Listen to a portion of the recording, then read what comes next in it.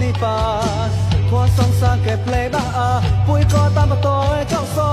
nem ko ma nge tlang ngo ko ngo pro nem me ba do kwan ko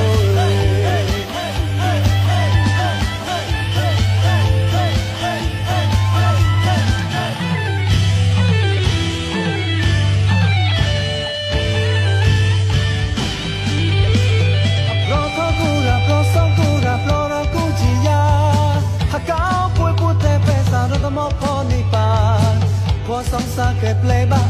pui ko tam toi ko so lim ko nge kla ngo ko ngo pro nim le ba do kwan ko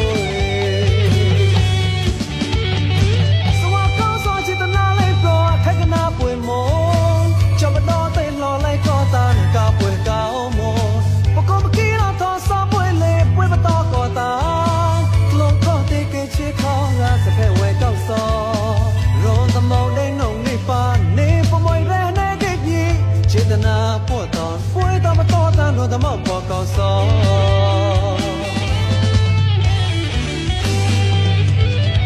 ta ko so to lui a kon pui ke ma to pa na mo ko so ma ngai klo lui la ngo pui chin plot wai ma nei ko mo chang ka na ra mo ke mo mai man ma pa kom to ta ta ko so Kamaha City